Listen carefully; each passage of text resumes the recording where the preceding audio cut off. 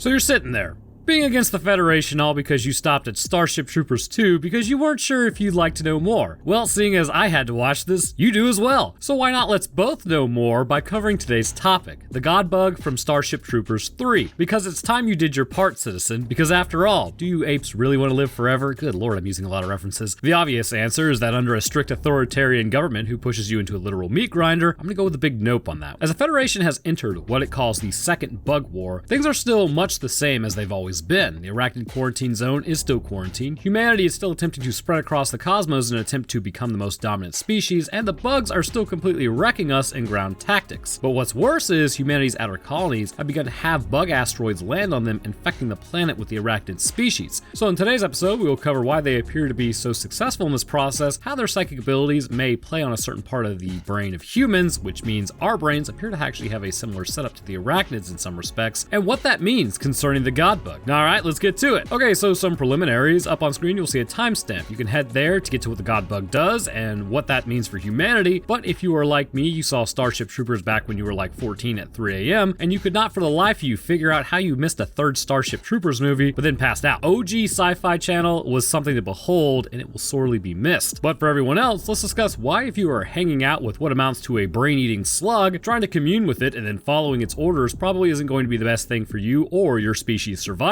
We kick off our story with the usual amount of propaganda we have come to know and love from the Federation. I'm not saying we are living in similar times or anything, but other countries make fun of the US and how biased our news is, if you didn't know. Take of that what you will. We see that humanity has been developing ways in order to take out bugs. The bugs have also been doing the same thing. We have been developing force multipliers that are apparently better than the originals, but you'll see later, is that really true? I'm not so sure. Meanwhile, the bugs have been doing the same thing, developing bugs in order to just blow people apart. One of the best inventions of man, however, is the new thing called a shovel, which is promptly handed to a soldier so they can dig trenches, as they have literally entered trench warfare with cave digging bugs. Very good. And the plan worked out very nicely for a species back during World War I, am I right? But not everything is cool kosher with the continued war with the bugs. Peacemongers are labeled traitors as a federal judge states, if you are against the war, then you are against us, and hanging is good enough. Yes, very succinct. Also, I'm just gonna tell you this movie gets super religious out of nowhere real quick, but the Federation says it has no problem with religion as long as it doesn't lead to wrongthink, which is sedition in its eyes, which then makes you a traitor at that point, which means hanging is good enough. We now meet Sky Marshal Omar Anoki, which I've always been confused why people say my YouTube name is Roanoke Gaming, but I guess based on this it makes sense, but no, it's just Roanoke Gaming. Anyways, he's a leader of the military and also apparently likes to sing. Now you can't hear it, but the song he's singing is annoyingly catchy. My wife and I have been singing it off and on for days. Please send help. But the Federation has merch now that you can apparently buy. Would you like to buy more? So out at Rokusan, the front line of the Bug War 2 Electric Boogaloo, the trenches are already very clearly under attack. As a few arachnids get got by the electric fences, a concussive force distributor bug is launched over and lands amongst a few soldiers. And now we get Johnny Rico, who enters by pulling a shovel out of a soldier's spine and then telling another soldier to locate whoever trooper that arm belongs to. Johnny tells his lieutenant that the Sky Marshal is inbound and they need to get ready for his arrival. Johnny is also now a colonel. He made that in 8 years, not bad. As Johnny enters the surveillance area, the man operating the camera says that the bugs are acting more aggressive than usual. As they talk, the Sky Marshal lands with his entourage. So now we meet General Dix, and you'll soon know why that's his name, and it is as such. He's a horrible friend. The Sky Marshal then meets with Johnny, asks the farmers what they think of him, to which he responds that they need the Federation, but they don't like him. So next we meet Fleet Commander Lola. She apparently has had a thing with Johnny at some point, and Dix stands there and says, this is the girl he just told Johnny about. Honestly, can't say I haven't put my own foot in my mouth like that before. Happens to the best of us. Johnny attempts to laugh it off, but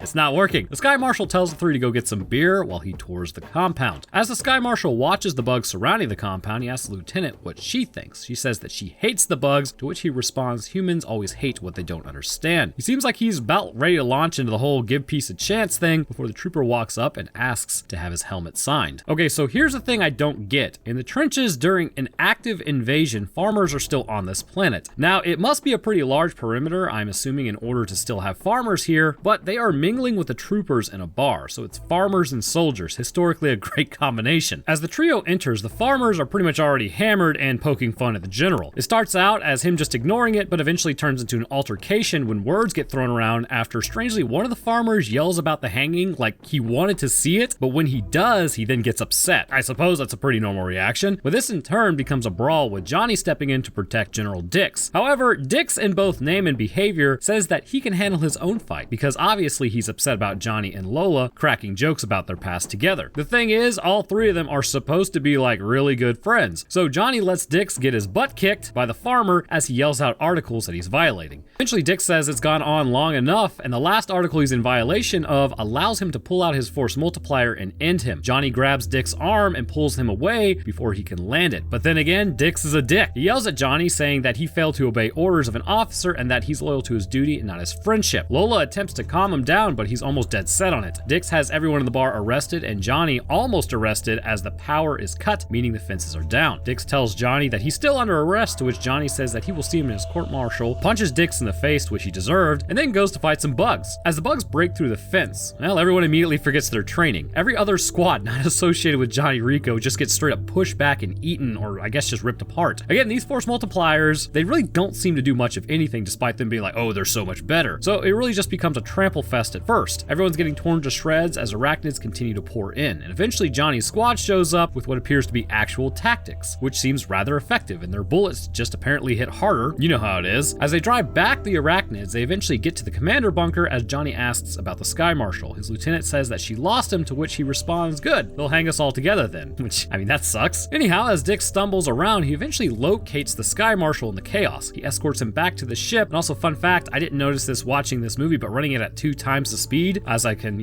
was putting together my summary, the music literally sounds like a swarm of bumblebees, and that's pretty cool. Getting back to the ship, the Sky Marshal ain't looking so hot. He sort of zoned out and had no pupil response to light. Dix says that he wants to remain on Roku-san to fight, to which he gets permission, which makes Lola a little upset at him. He says that she loves him, but he just nopes out of there for the lulz. Back at the command bunker, as the troopers continue to fight, Dix gets knocked unconscious by the concussive bug, and then a hole is blasted into the command bunker. Another concussive bug is sent in as a soldier jumps on it, absorbing the blast. Looking out, however, they see a scorpion has joined the raiding party. They open up, but this thing is just straight blasting everyone. Johnny wings it with a concussive shrapnel dispenser, which then it blasts the bunker's roof, sending rocks falling onto Johnny. In orbit, Fleet is noping off the planet. As she walks around, the crew really just kind of like starts checking in with her, and good God, her crew, apart from like the Marines, are really strange. Either they really like her or they completely hate her, and I'm not sure why. Ballbuster maybe? Who knows? As Lola walks into the Sky Marshal's room, he begins saying that he's confident there will be balance in the cosmos, and the Sky Marshal says this like he wants to talk to her about something further when the ship randomly begins exiting slip space due to bug plasma. Just their luck, they came out of slip space over a planet just completely teeming with bugs as they attempt to get in their pods. The command gets separated from the Marines, who go down in 2 different ships. Alright, so here's something I really just don't understand. The Federation propaganda starts off by saying that Johnny Rico is shamed and awaiting to be taken out by law. First, Dix went through with it, so the dude's just an absolutely terrible friend. I mean, it's just pride, bro, get over it. Second, they begin to talk about the defeat at Roku-san. Wouldn't a propaganda machine want to like sort of downplay or completely cover up its missteps? Why would you actively tell your citizens that you're losing? They even go as far as to get a poll going about how people feel about the engagement with the bugs, to which, why? I mean, maybe they could track civilians' opinions, and if they are wrong thinking, kind of label them as traitors, and that's really the only thing I can imagine. It just seems very odd that they would even bring up Roku-san. They also talk about how peace rallies concerning decorated veterans are a thing, and those veterans, which people may look up to, are yelling to believe in God, not people. Again, it's why would you tell your people this? The Sky Marshal then addresses the people of the Federation, but instead, it's actually the second in command, known as Enola Fid, using face software to change her appearance. That's definitely a little creepy, especially with the deepfake technology we have nowadays. As Dick goes to Terran command, a Lieutenant Lamb enters his office saying she's sorry about the Sky Marshal, to which Dick says if Fid hears her, they will hang her as she knows too much and it's classified. But then, thanks, again, Dix. She then hands him a distress call from the downed ship containing Lola and the Sky Marshal and questions why it was ignored. She says that she ran up the ladder, she was told to basically ignore it and keep her mouth shut about the matter. At this point, Dix begins realizing that he needs to devise a plan in order to rescue Lola and the Sky Marshal, but mainly Lola. Back at the planet, Lola's group has landed on the beach. She sends out a distress call asking if anyone else made it, but it does not appear so. As Jingo looks out, he spots an arachnid who appears to be a scout. Holly then begins praying as Lola tells her to give it a break. Bull pulls her away from Holly, and now Lola is looking like an entire douche canoe. Bull says that they need to stay here, and if the bugs attack, fall back to the pod. Lola says they would tear this thing apart easily, so that's a no. They need to go. Sky Marshal says God is with them, and it's all good. Lola mentions that the other ship is about 100 clicks away, which I believe is like 100 kilometers, so that's kind of a walk and a half. Bull brings up a point that they do not have the resources to do this, as they don't have the rations, but they do it anyways. They literally walk walk through a desert for 100 kilometers.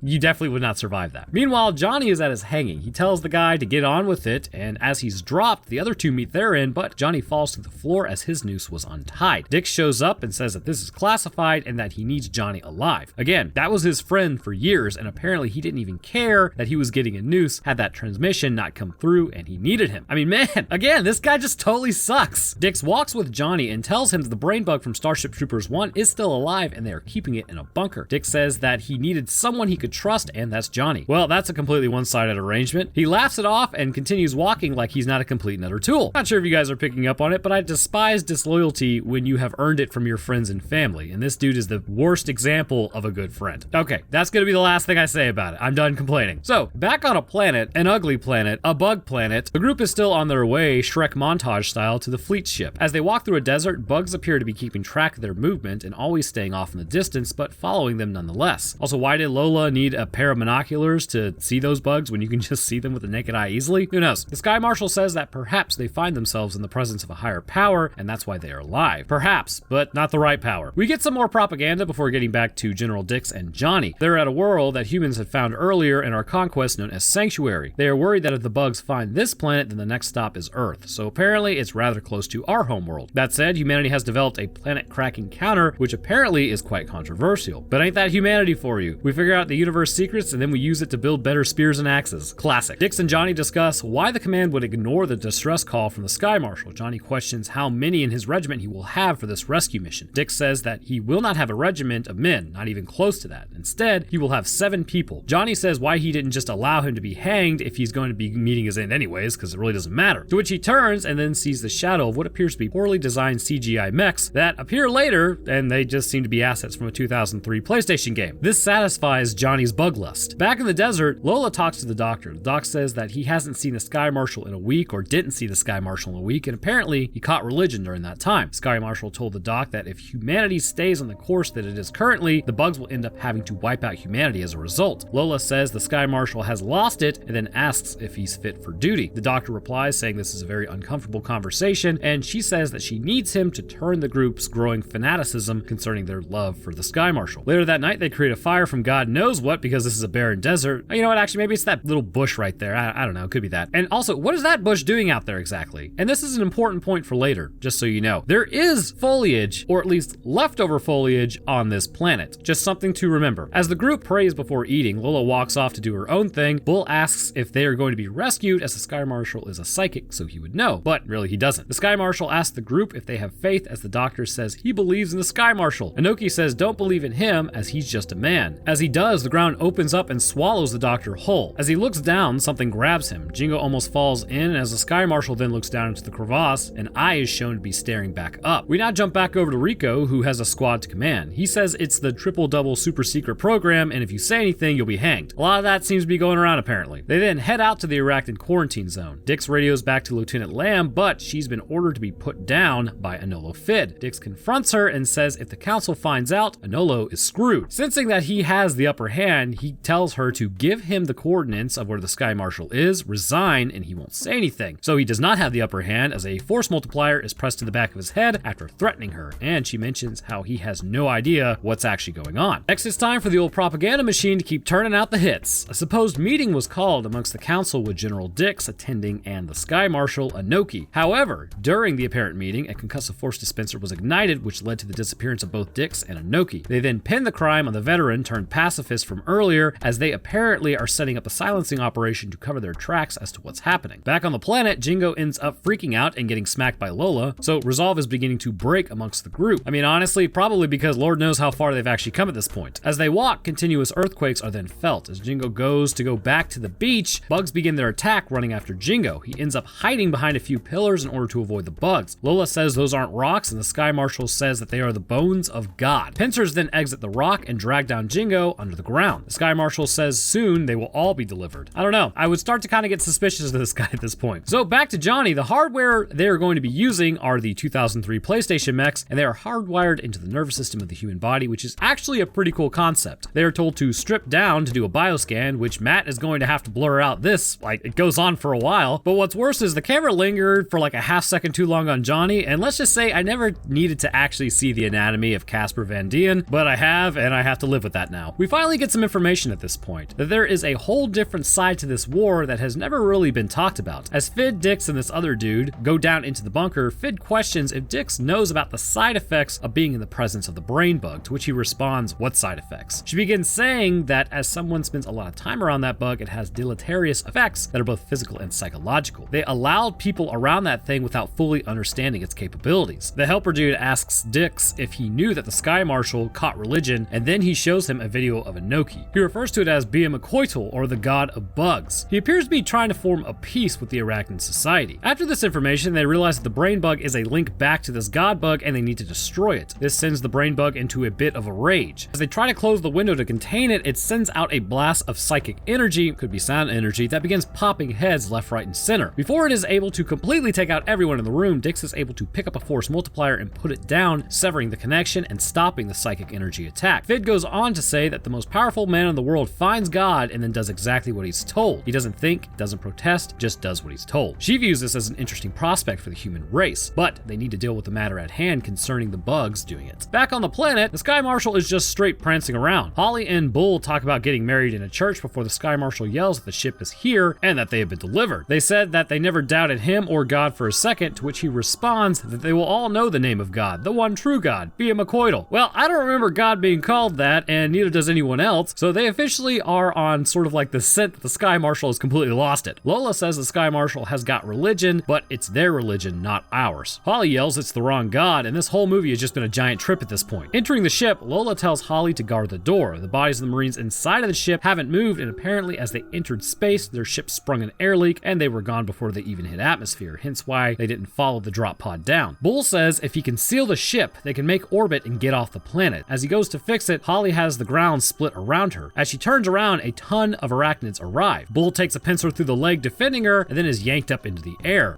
Ow. I mean, that's some like burning, searing sort of pain. Think about like the worst leg cramp you've ever had. Ooh. They shut the door to the ship, but as they do, pincers grab the ship and begin pulling it down. It's not long before the pincers completely rip the ship in two before revealing, in the words of Marcus Phoenix, it's a giant worm, except it's a bug. I always enjoy the absolute disgust in Marcus Phoenix's voice after finding out the Riftworm was sinking city in Gears of War 2. So as the Sky Marshal approaches this thing, the bodies Beamacoitl has grabbed begin speaking as Beamacoitl is talking through them so that the Sky Marshal can understand, as well as the rest of the group. So then we get your standard fanatic stuff. The Sky Marshal talking about how he was tested and came through, and how he wants peace amongst the species. However, the God Bug responds by saying the human race must be pacified, and then laughing. Now, it may just be my layman's perspective, but that doesn't sound like the best deal for our species. Holly and Lola attempt to stop the Sky Marshal from giving up something important, like the location of Earth or Sanctuary, and he throws them to the side, asking the bug to get rid of them so that they can commune. Well, they begin their communion as the Sky Marshal is stabbed through the chest with a pincer and essentially eaten by the God Bug to learn what he knows. As Holly sits there with Lola, she begins saying that they need to pray for angels to save them because that's what you do when you have no other options left. As they do, lights appear in the sky. So Lola then starts praying too, and look at that, fire rains down and then hits the God Bug as it retreats back under the ground. So now the mechs have arrived. You'd think with a society as advanced as the Federation is that these would have been commonplace. As the Arachnids begin their attack, they all swarm and surround them before Johnny ascends and lets out a vaporization force that annihilates them. So then it just kind of turns into a bug destruction smorgasbord, which is pretty lit. Get it? Because there's fire? Anyways, Rico exits his mech looking cool, and they all take off for the planet. As they go back to the ships above, Lola meets with Dix, saying that she wants to get married, but they need to do it in a church. After scanning the planet, they realize just how big this God Bug is. It encompasses likely about 1/10 of the mass of the planet. Fid then gives the order to crack the planet as their new technology is deployed. As Lola and Dix kiss, they freaking get in the way of the planet exploding, which would have been a way cooler scene, but oh well. So we end with some more propaganda. Anoki is hailed as a hero lost and covered up so nobody will ever question it. Also, the Federation figured out how to incorporate God into all this, which is hilarious. Not only does he exist, but he's on our side and he wants us to win. I don't know, this just made me laugh. God's back and he's a citizen too. Religion is officially acceptable, but peace is not. The peacemongers are then hung at their trials and the war continues. I gotta tell you, again, this movie's just a ride and a half, man. So I believe the first place we should start concerning the God Bug is the actual bug itself, where it comes from and what its purpose is, because then later we will discuss some pretty heavy neurology and the ability of psychic thought. Because if you don't know, there is already a lot of studies and evidence that seems to suggest that it exists within animals to a certain extent, which as well as humanity, which is highly fascinating, as that might somewhat explain your gut instinct when it comes to dealing with other people. Hard to hide what's already in your brain if someone else can read it. All right, let's get started. So what is a god bug? A god bug is a massive behemoth of a bug that has effectively taken over an entire planet or occupies a considerable amount just under the crust. So the name Behemocoidal is not taking it lightly, considering half the name is basically behemoth. This bug's weight is basically at the limits of what numbers even mean to our brains. For instance, we can surmise that planet OM-1 is roughly about the size of Earth, since the Federation brass, who in no way was altered by any means of keeping their bodies upright like suits, augmentations, or anti-gravity, means that OM-1 likely has a similar mass to Earth as well. Earth is about 13 septillion 170 sextillion pounds, which does that mean anything to you? If it doesn't, don't worry, because we have no concept of what weight like that actually feels like. This comes out to 5 septillion 974 sextillion kilograms, or non-freedom units. And for that dude that got incredibly butthurt in my comments yesterday about me cracking a joke over the metric system, that one's for you. This weight is quite literally astronomical. We cannot even in our own minds begin to understand just how heavy this is, what that weight would feel like, or anything else, because it just completely goes past the limits of our own experience and conceptualization. I harp on this because the bug is, I would say, at least 1/10 the mass of a planet due to its overall size. Just underneath the surface of OM-1, it's likely down there into the mantle, seeing how large it actually is. This creature spreads across the northern hemisphere of the planet almost like a cancerous mass. As it continues to grow, its influence grows as well, and it continues to control the bugs on the surface of the planet to boot. So okay, one second. I do have a conspiracy theory over this now, because as I was writing this, I was like,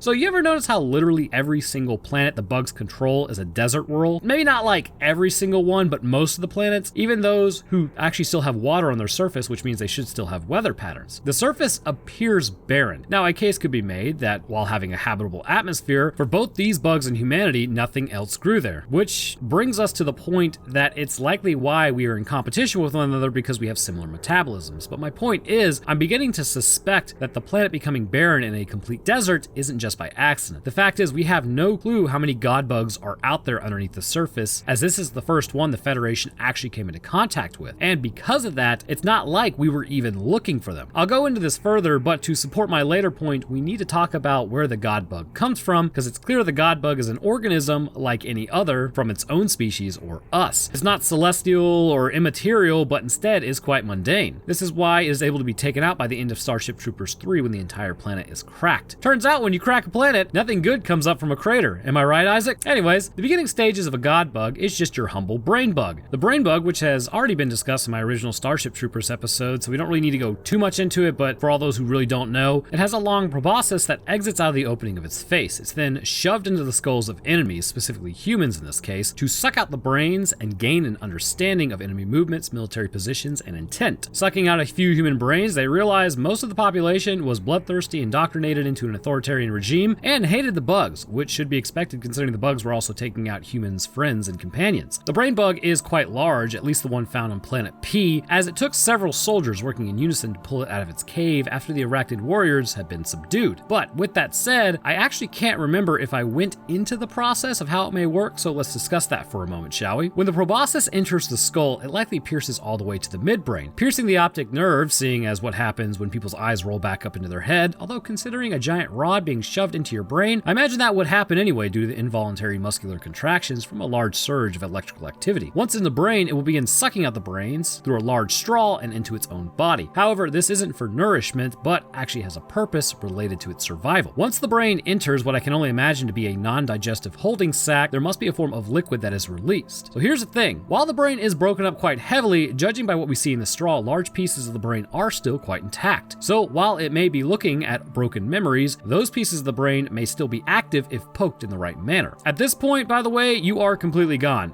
Nothing in your brain concerning consciousness would be even remotely functional. That said, it doesn't mean information cannot be extracted. And this also brings up the philosophical question, doesn't it? Are we the sum of our parts, or are we something more? Guess we all gotta figure out at some point, it seems. But the next question is, how is any information ascertained from the broken bits of brain? To understand this, we have to go down to a cellular level of a neuron to figure out its operations. So you're smart, so when you think of brains firing, you think, oh, the electrical signal is sent, travels down the axon, hits the synaptic gap, neurochemicals are sent out, those hit the receptors of the other neuron, and this information travels to the dendritic body, and boom, it's a signal. While yes, this is the pathway, the key is to understand just how the electrical signal gets started. So here's the quick and dirty. It all comes down to salt. If our brains ran off a 2008 Call of Duty lobby, we would all just be having seizures all the time. So here's the process, and this is gonna get technical. When a neuron is not sending a signal, the inside of the neuron has a negative charge relative to the positive charge outside the cell. Electrically charged atoms, known as ions, maintain positive and negative charge balance. Calcium contains 2 positive charges, sodium and potassium contain 1 positive charge, and chloride contains a negative charge. When at rest, the cell membrane of the neuron allows certain ions to pass through while preventing or restricting other ions from moving. In this state, sodium and potassium ions cannot easily pass through the membrane. Chloride ions, however, are able to freely cross the membrane. The negative ions inside the cell are unable to cross this barrier. The resting potential of a neuron refers to the difference between the voltage inside and outside the neuron, so the resting potential of an average neuron is around negative 70 millivolts, indicating that inside of the cell is 70 millivolts less than the outside of the cell. At this point, the brain has not yet sent a message to actually move. So now you've decided, hey, I'm thirsty and want to take a drink of water. Your brain starts the chain of events to send a message to the muscles in your hand that you need to pick up the glass. When a nerve impulse, which is how